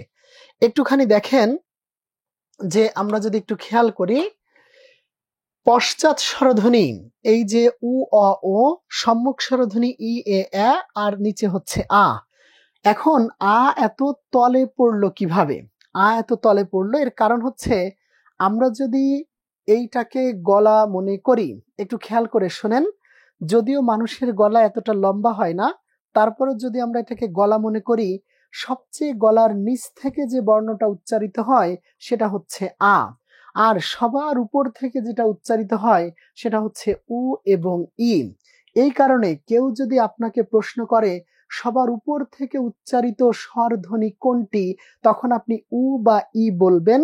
আর যদি আপনাকে বলে সবচেয়ে নিচ থেকে উচ্চারিত স্বরধ্বনি কোনটি, তখন আপনি আ বলবেন। এজন্যই খেয়াল করবেন, যারা শিল্পী আছে, অর্থাৎ শিল্পী সমাজ যারা দুনিয়ায় বেঁচে আছে, এরা সব সময় যখন গান গাওয়ার রেওয়াজ করে, তখন তারা আ আ দিয়ে রেওয়াজ করে, আ আ এরকম বলে। আজ পর্যন্ত কাউকে শুনবেন না যে শিল্পীরা ই ই দিয়ে রেওয়াজ করতেছে, তারা বলতেছে ই এরকম, তা না। এই আটা সবার চেয়ে নিচ থেকে উচ্চারিত হয়, তাই এটা হচ্ছে নিম্ন। আর এই দুটো সবচেয়ে উপর থেকে উচ্চারিত হয়, তাই এটা হচ্ছে উচ্চ। তবে এটা মুখস্থ করার একটা ছোট্ট ওয়ে আছে। ওয়েটা হলো, পশ্চাৎ স্বরধ্বনি যখন আপনি উচ্চারণ করবেন, তখন আপনার ঠোঁট হয়ে যাবে একদম গোল। আপনি একদম ঠোঁটটা গোল হয়ে যাবে, যেমন উ অ ও, দেখবেন ঠোঁট একদম গোল হয়ে গেছে, গোল হয়ে গেছে। আর কেন্দ্রীয় স্বরধ্বনি যখন উচ্চারণ করবেন, তখন আপনার মুখ হয়ে যাবে একদম হা, অর্থাৎ আপনি একদম মুখ আ না করে কোনো কিছুই বলতে পারবেন না। কেন্দ্রীয় স্বরধ্বনি আ, মুখটা হয়ে যাবে হা। আর এরপর সম্মুখ স্বরধ্বনি ই এ এ, এইটা উচ্চারণ করার সময় মুখ হয়ে যাবে পাঁচের মতো। সম্মুখ স্বরধ্বনি ই এ এ, এটা উচ্চারণ করতে হবে পাঁচের মতো। তাহলে আমরা আরেকবার বলছি যে পশ্চাৎ স্বরধ্বনির সময় ঠোঁট হয়ে যাবে একদমই গোল, কেন্দ্রীয় স্বরধ্বনির সময় মুখ হবে একদমই হা, আর সম্মুখ স্বরধ্বনির সময় মুখ হয়ে যাবে পাঁচের মতো। এখন আসেন পুরাতন কথায় ফিরে আসি।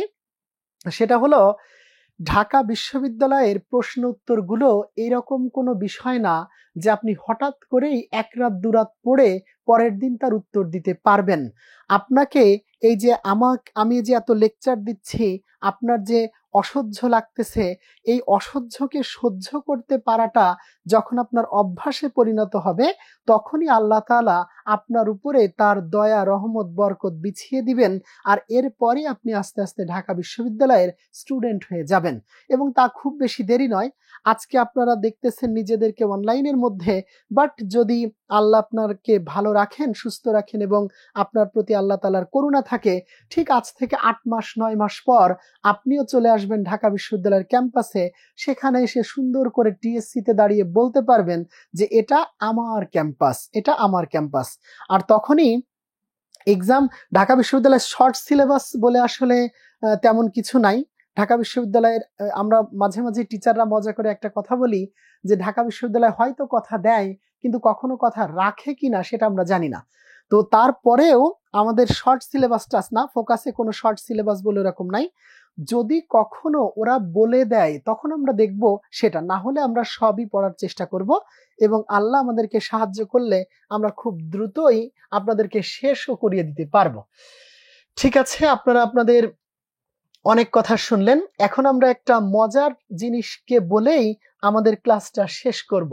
যারা এতক্ষণ ধরে ছিলেন, এত বেশি আমাদের টেকনিক্যাল প্রবলেম বা আমার কথার গতি বেশি বা লেখার যতই সমস্যা, তাদের প্রত্যেককে ধন্যবাদ। আরেকটা জিনিস একটুখানি মনে করাতে চাই যে এইটা একটুখানি আপনারা নজর দেন, জাস্ট এইটুকু। আমি মাত্র কয়েক মিনিট কথা বলবো আর তারপরে আমরা চলে যাব, অনেক রাত হলো, এতক্ষণ থাকাটা জরুরি নয়। জাস্ট যদি পারেন, একটা জিনিস যদি পারেন তাহলে উপরে একটু জায়গা রাখেন। হ্যাঁ, উপরে একটু জায়গা রেখে এরকম লেখেন ক, তারপর হচ্ছে খ, এরপর গ, তারপর ঘ, এরপর উম্ম, ক খ গ ঘ উম্ম। আর এরপর চ, তারপর ছ, জ, ঝ, এরপর ইয়, চ ছ জ ঝ ইয়। তারপর আছে ট, ঠ, ড, ঢ, মূর্ধন্য। এরপর আছে ত, থ, দ, ধ, দন্ত ন। আর এরপর আছে প, ফ, ব, ভ এবং ম। এই 25টা বর্ণ একটু দয়া করে লিখেন এবং আপনি সুন্দর করে লিখলে আমার জন্য সুবিধা হবে। এই কটা একটু লেখেন। যাত্রাবাড়ি শাখা কেমন হবে? রিশমা বিনতে শাহজাহান সে বলেছে যাত্রাবাড়ি শাখা অসাধারণ একটা শাখা এবং এটা এজন্যে স্পেশাল যে ওখানে মেধাবী একটা ধারা চলে আসে। আগে এক সময় এরকম ছিল যে যাত্রাবাড়ি থেকেই আমরা ফার্স্ট, সেকেন্ড, থার্ড খোঁজার চেষ্টা করতাম এবং তারা ফার্মগেটের সাথে চরম পাল্লা দিত। এরপর আস্তে আস্তে সেই জায়গাটা দখল করে নিল উত্তরা শাখা। তখন উত্তরা শাখা থেকে ফার্স্ট হওয়া, সেকেন্ড হওয়া, থার্ড হওয়া শুরু হলো। এর মাঝখানে দখল করেছিল ময়মনসিংহ শাখা। সেখান থেকেও অনেক ভালো ভালো রেজাল্ট করেছিল। ঢাকা ভার্সিটিতে 1 থেকে 50-এর মধ্যে প্রায় 24 জন তারা ছিল। আর তারপর এই লাস্ট বার সমস্ত কিছু দখল করে নিয়েছে খুলনা শাখা। খুলনা শাখা তো ফার্স্ট হয়েছেই, তাছাড়া থার্ড হয়েছে। আর মোহাম্মদপুর শাখা যেহেতু 2 বছর আগে গেছে, নতুন কোনো জিনিস তো একটু দামি থাকে। আরেকটা কথা আপনাদের কাছে শেয়ার করি, টিচার, আমাদের ফোকাসের টিচার বিপ্রকাশ হচ্ছে স্বরভক্তি। স্বরভক্তি মানে রাখার জন্য, সঙ্গতি রাখার জন্য একটা স্বরকে আগমন ঘটানো আর কি, সেটাকে। এখন যেটা বলতেছিলাম সেটা হচ্ছে কি যেন, যে ফোকাসের কোন শাখা ভালো কোন শাখা ভালো না এটা আসলে নির্ভর করে ওই শাখার স্টুডেন্টদের চেষ্টার উপরে। টিচার একই যায়, ওই একই ইলিয়াসকে ফার্মগেটে পাবে, একই ইলিয়াসকে ময়মনসিংহে পাবে, একই ইলিয়াসকে কুমিল্লা পাবে, এই একই সোহেল রানা হারুনকে পাবে, একই বিপ্লবকে পাবে, আর রাজু স্যারকে একই রাজু স্যারকে পাবে। সমস্ত একই একই জায়গায় থাকবে, কিন্তু কোন জায়গার স্টুডেন্ট কতটা বেশি ডেডিকেটেড এইটার উপর নির্ভর করে ফোকাসের সাকসেস। টিচারের ডেডিকেশন আছে, সারা রাত না ঘুমায় টুমায়ে তারপরে যে সে বক বক করে 4টা ক্লাস নেওয়া, 8 ঘন্টা দাঁড়ায়, এটা আসলে ফোকাসের এক্সামে ফার্স্ট সেকেন্ড হলে কি কি রিটার্ন দেওয়া হয়। এক্সাম তো আসলে একটা দুইটা না, এক্সাম তো অনেকগুলো। যদি কেউ ফার্স্ট হয় তাকে অনেক অনেক কিছু দেয়া হয়, সম্মান দেয়া হয়, তারপর সম্মানের পাশাপাশি খাইতে দেয়া হয়, নাস্তা দেয়া হয়, তার পাশাপাশি আবার কম্পিউটারও দেয়া হয়, তা আবার অ্যাপেলের কম্পিউটার দেওয়া হয়, মেলা কিছু আছে আর কি। অবশ্য আমাদের কিছু দেয় না, ওদের ওদের সব দেয়। এবার লেখা শেষ কিনা লাস্টের মতো, শেষবারের মতো একটু জানান তো, এটা কি লেখা শেষ? হ্যাঁ, সিলেট শাখা মোটামুটি। আমি আসলে যাইনি তো কোনোদিন সিলেটে, একবার শুধু আম্বরখানায় গেছিলাম, ওদের ওই যে একদম মাজারের 10-12 বিল্ডিং পরে ওদের শাখাটা, কিন্তু আমি আসলে ওদের ব্যাপারে জানি না। যে এমনি তো সবই জানি, কিন্তু আমি আসলে যা জানবো না কি করে বলবো বলেন। ওকে, এটা শেষ। এখন একটা মজার বিষয় আপনাদেরকে বলে আমি আমার ক্লাস থেকে বিদায় নিব একটু পরে। এটুকু আপনাদের জানা, আপনারা পড়ালেখা করেছেন, এটুকু আপনারা জানেন যে প্রথম 2টাকে বলে হচ্ছে অঘোষ আর পরের 3 সারিকে বলা হয় ঘোষ, এটা আপনার জানা। এইবার এর পাশাপাশি দেখেন এইটা প্রথম সারিটাকে বলে অল্প প্রাণ, দ্বিতীয় সারিটাকে বলে মহাপ্রাণ, এটা অল্প প্রাণ, এটা মহাপ্রাণ, এটাকে বলে নাসিক্য। কিন্তু একটা মজার ব্যাপার আছে, মজার ব্যাপার হচ্ছে যে ক খ গ ঘ এরপর উম্ম বসতে গেল কেন? এর কি এমন দরকার যে ক খ গ ঘ এর পেছনে বসার? দেখেন, ক খ গ ঘ এর পর উম্ম বসেছে, কারণ হচ্ছে ক খ গ ঘ এর সাথে যুক্ত বর্ণ হিসেবে সবসময় উম্ম বসবে, এর সাথে সবসময় যুক্ত হবে উম্ম। যেমন ধরেন আমি একটা বানান লিখলাম, এরকম সুন্দর করে একটা বানান লিখলাম অঙ্ক, বাট এই বানানটা হয়নি। অঙ্ক লিখলাম কিন্তু এই বানানটা হয়নি, কারণ ক বলেছে সে অনুস্বারের সাথে থাকে না, তাই অঙ্ক বানান অ উম্ময় কয়, এটা কারেক্ট। যদি আমরা একটা বানান লিখি এরকম করে বঙ্কিম, তাহলে এই বানানটা হয়নি। কেন হয়নি? কারণ ক বলেছে সে অনুস্বারের সাথে থাকে না, সে সব সময় থাকে হচ্ছে উম্মর সাথে, তাই বঙ্কিম বানানটা ব উম্ময় কয় রস্মিম বঙ্কিম, এটা কারেক্ট। যদি একটা বানান লিখি এরকম করে অঙ্গ, এই বানানটা হয়নি, কারণ গ উম্মর সাথে থাকবে, আর এই অ দিয়ে উম্ময় গয়, তখন বানানটা ঠিক হয়ে যাবে। একইভাবে আমরা আরেকটা ব্যাপার জানতে পারি যে চ ছ জ ঝ এর সাথে যুক্ত বর্ণ হিসেবে সবসময় ইও বসে। যেমন আমি যদি একটা শব্দ লিখি এরকম করে সঞ্চয়, তাহলে এই সঞ্চয় বানানটা হয়নি, কারণ চ বলেছে যে সে সব সময় ইওর সাথে থাকে, তাই আগে আপনি দন্তস্বা দিয়ে একটা ইও নিয়ে আসবেন, তারপর চ দিয়ে অন্তঃস্থ, তখন এটা কারেক্ট বানান হয়ে যাবে। এরপর যদি লিখি ঝঞ্ঝা, এই ঝঞ্ঝা যদি এইরকম করে বানান লিখি, এই বানানটা হয়নি, কারণ আমরা ঝ এর সাথে ন দিয়েছি, কিন্তু ঝ বলেছে যে সে আসলে দন্তন্যকে নেয় না, সে সব সময় ইওকে নেয়। এই জন্যে আগে এরকম ঝ লিখে ওই ঝ এর কারণে একটা ইও নিয়ে তার নিচে ঝয়াকার দেন, তখন এটা কারেক্ট বানান। এভাবে রঞ্জনা, বাঞ্ছনা, লাঞ্ছনা, নীলাঞ্জনা, অঞ্জনা, যাই বলি না কেন সবগুলো এইটা থেকে তৈরি হয়। একইভাবে দেখেন ট ঠ ড ঢ এর সাথে যুক্ত বর্ণ হিসেবে মূর্ধন্য বসে। যেমন আমি যদি একটা বানান লিখি এইরকম করে, যদি লিখি কণ্টক, যদি এভাবে লিখি কণ্টক, অথবা যদি লিখি কণ্ঠ, এই বানান হয়নি, কারণ আমাদের ন দুইটা। এটাকে বলে দন্তন্য যার পুরোটাই দাগ, এটাকে বলে মূর্ধন্য যার অর্ধেক দাগ।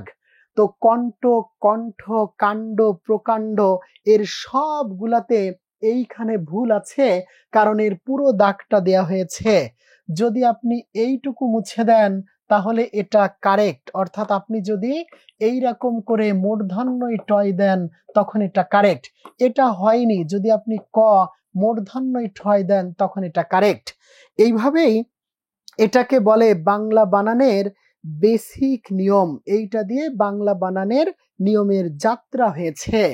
তবে এই নিয়মে আপনি অনেক শব্দ পাবেন, কিন্তু একটা বিষয় মনে রাখেন, দুইটা জায়গায় এই নিয়ম কাজ করে না। এক নাম্বার, এটা কখনো বিদেশি শব্দে কাজ করে না, বিদেশি শব্দে কাজ করে না।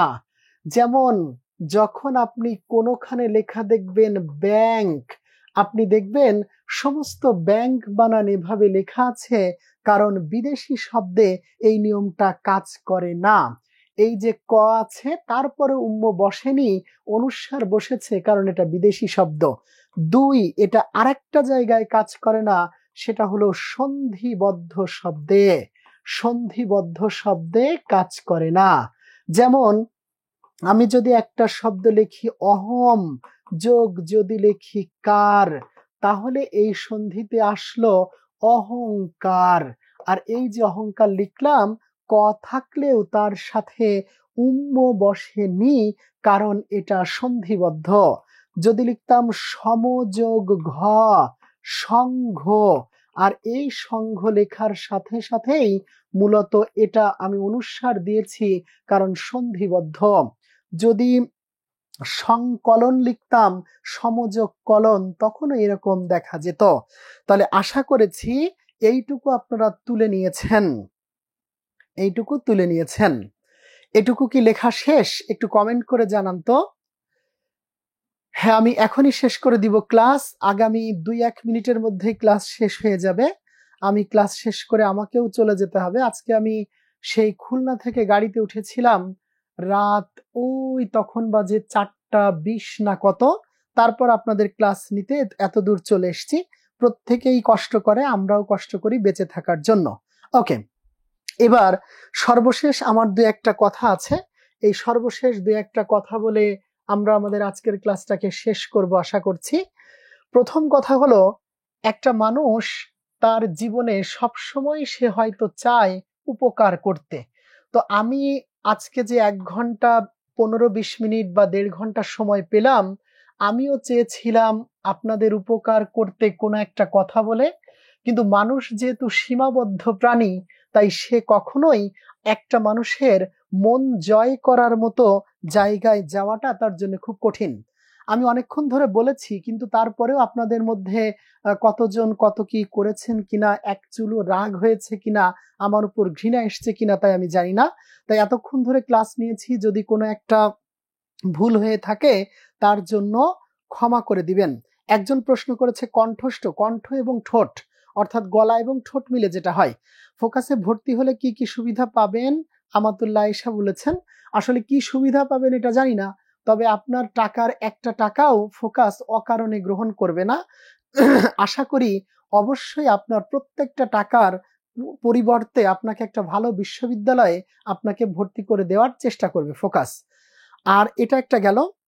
সেকেন্ড হচ্ছে, আপনাদের আমি মনে করিয়ে দিতে চাই, আমাদের যে কয়েকজন মানুষ শহীদ হলেন এই 24 সালে ছাত্র আন্দোলন করতে, যে প্রত্যেকটা মানুষের প্রতি আপনারা যেমন শ্রদ্ধা দিবেন, আমিও শ্রদ্ধা দিব। এবং আপনাদের আরেকটা কথা এর পাশাপাশি জানিয়ে রাখি, যে মানুষগুলোকে আপনারা আপনাদের আশেপাশে চলে যেতে দেখেছেন, যতটা সম্ভব পারেন তাদেরকে সাহায্য করার চেষ্টা করবেন, যতটা সম্ভব। অর্থাৎ আপনার টাকা নাই, তবু তাদের পাশে যে সান্ত্বনা দিলেও তারা পারবে। আর যদি আপনারা কেউ আহত থেকে থাকেন, যে হ্যাঁ আপনি আন্দোলনে এসে আহত হয়েছেন, আপনি যদি ইন্টারমিডিয়েটের স্টুডেন্ট হন, আমাদের ফোকাসে বলবেন, প্রয়োজনে আমাকে বলবেন, আমি আপনার পক্ষ থেকে অনেক কথা তাদেরকে বলে দেব। যদি আমাকে খুঁজে না পান, আমার একটা ফেসবুক আইডি আছে। এই ফেসবুক আইডিটার নাম হচ্ছে আবু হুরায়রা। এটা বাংলায় লিখেন, তাহলে দেখবেন আমাকে খুঁজে পাবেন। আর একজন প্রশ্ন করেছেন বর্তমানে আমি কি করি। বর্তমানে আমি একটা ইউনিভার্সিটিতে শিক্ষকতা করি, একটা বিশ্ববিদ্যালয়ে পড়ালেখা করাই। আর তার পাশাপাশি বিসিএস এও কোচিং এ ক্লাস নেই। তার মানে অ্যাডমিশন থেকে শুরু করে বিশ্ববিদ্যালয় এবং বিশ্ববিদ্যালয়ের পরবর্তী যে জায়গাটা রয়েছে, সবগুলোতে আল্লাহর অশেষ রহমতে আপনাদের সামনে আসতে পারি। আর নেক্সট ক্লাস আসলে কবে সেটা আমি বলতে পারবো না, তবে আপনাদের সাথে আমার দেখা হবে। আপনারা যে যে শাখায় থাকেন না কেন, দেখা হবে। আর আজকের হচ্ছে সেরা কথাটুকু বলে রাখি, আমি যে টপিকগুলো লিখে দিয়েছিলাম, দয়া করে এই টপিকগুলো ভুলেন না। এবং আপনারা অনেক ভালো থাকবেন। আর আপনাদের প্রত্যেকের প্রতি আমার কৃতজ্ঞতা থাকলো। আর আপনাদের জীবন সুন্দর হোক। আমাকে টাইম দিয়েছেন সেজন্য ধন্যবাদ। ফোকাসের জন্য দোয়া করবেন, ফোকাসের প্রত্যেকটা টিচারদের জন্য দোয়া করবেন। অনেক ভালো থাকেন, আপনাদের জন্য আমাদের দোয়া থাকলো। আল্লাহ হাফেজ। আসসালামু আলাইকুম ওয়া রাহমাতুল্লাহ।